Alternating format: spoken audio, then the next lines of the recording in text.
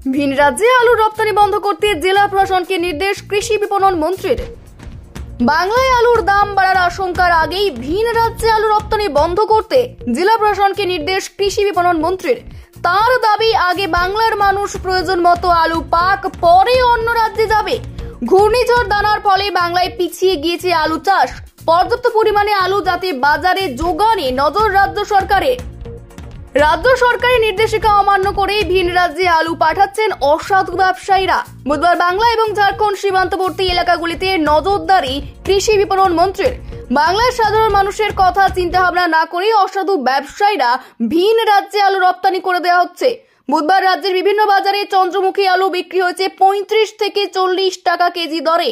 জ্যোতি আলু বিক্রি হচ্ছে কেজি প্রতি 25 থেকে 30 টাকায়। বাংলার সাধারণ মানুষের কথা চিন্তা ভাবনা না করেই অসাধু ব্যবসায়ীরা ভিন রাজ্যে আলু রপ্তানি করে দেওয়া হচ্ছে বলে এমনই অভিযোগ কৃষি বিপণন মন্ত্রী বেচারাম মান্নার। আলু যাতে বাইরের রাজ্যে না যায় তার জন্য তিনি ব্যবসায়ীদের আবেদনও জানান।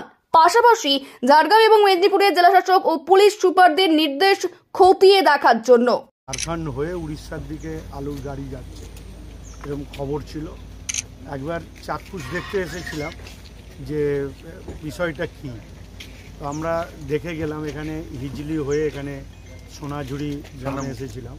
এখানে গ্রামবাসীদের সাথেও কথাবার্তা হলো, সেরকম কোনো খবর নেই। তাই আমরা কড়া নজরদারি রাখছি। তার কারণ আমাদের রাজ্যের মাননীয় মুখ্যমন্ত্রী বলেছেন যে আমাদের রাজ্যের মানুষের যতটা প্রয়োজন আলু লাগে সেইটা রেখে যদি উদ্বৃত্ত থাকে তখন বাইরে যাবে।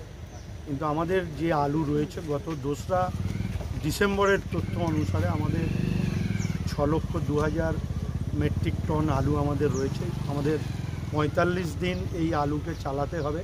তার কারণ দানা ঝড় বৃষ্টি হওয়ার জন্য আমাদের আলু চাষ পিছিয়ে গেছে 15 দিন। নতুন যে আলু ডিসেম্বর মাসের 25 তারিখে পাওয়া যেত সেটা জানুয়ারির 10 থেকে 15 তারিখের মধ্যে পাওয়া যাবে আশা করছি। তাই এই আলু আমাদের আর যা আছে তাতে সাফিসিয়েন্ট।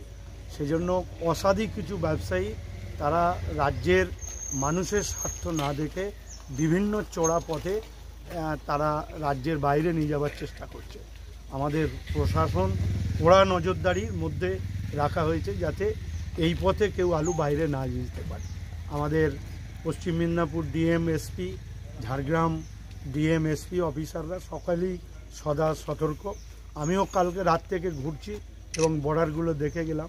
আজকে আমাদের বিধায়ক দেবনাথ সাহেব এখানে রয়েছেন, গ্রামবাসীরাও সকলে রয়েছে, সব আধিকারিকরা রয়েছেন, আমাদের দপ্তরের স্পেশাল সেক্রেটারি সহ আধিকারিকরা সকলেই এসেছে। আমরা একদম সতর্ক।